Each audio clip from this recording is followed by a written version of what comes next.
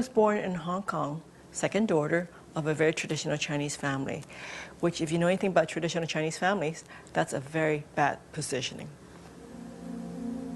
My parents were not, especially my mother, was not very happy to get a second daughter.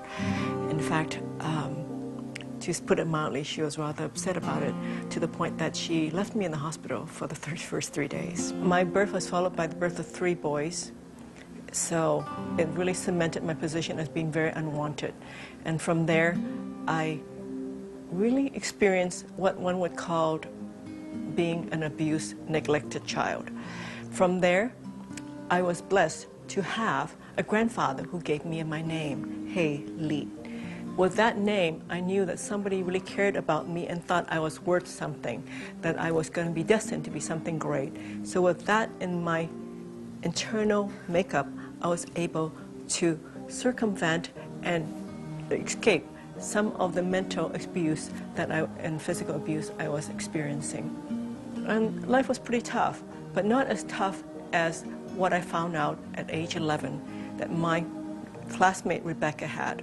She and her family of 5 total lived in a room and shared a kitchen and bathroom with 2 more families, and they didn't even have enough to eat. I realized that there were people in life in even much worse shape than I was, and I wanted to make a difference in their lives because it didn't seem fair, it didn't seem just that with 2 working parents that they couldn't feed and clothe the family properly.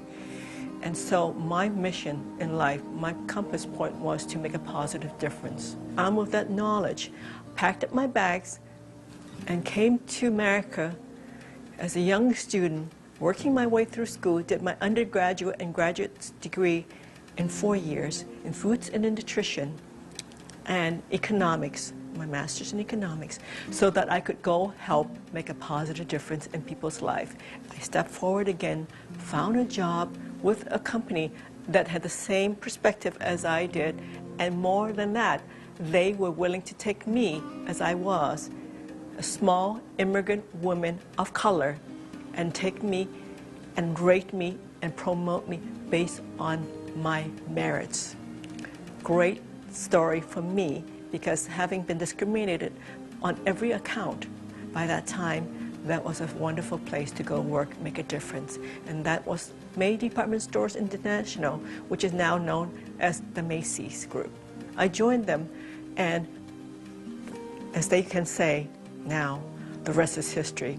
I went from there, Vice President of Nike, President of Reebok Apparel Products and Retail Group, and CEO of Veda. And leaving all that to start my own foundation, because I never forgot, whether when I was working as a corporate individual or as a personal life, that my purpose, my compass, was to make a positive difference. So when I was with Reebok, we were able to establish labor standards throughout the world of how our manufacturers would treat their employees, what kind of hours they could keep, what kind of ventilation, lighting, all the things that so many of us in America take for granted had to be established.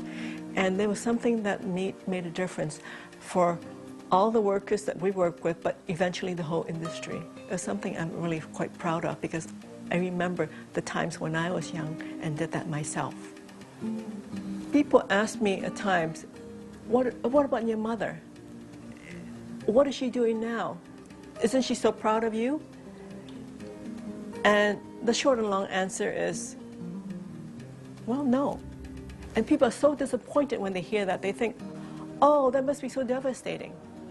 But I say, stop for one moment. If you're looking for approval from outside, whoever it is, you will never be happy. You have to allow them to be who they are, and for you to be who you are, and just accept that. My father died many years ago in a plane crash, but before he died, I felt like we had peace. Even though he never told me in so many words he was proud of me, I know in some level he was. So for me, I'm very at peace with my family, and I appreciate who they are, who they were, and what they've given me, and I'm really very grateful. The one thing I want everybody to know is that you, every one of you, have what it takes to get what you want.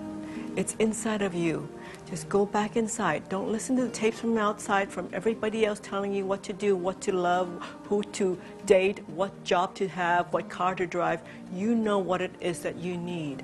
Go back to your inner wisdom. Listen to your voice, the voice that has been silenced by all this outside tapes. When you get back to that point, find out what is your compass point, and from there, you will live the life that you are born to live.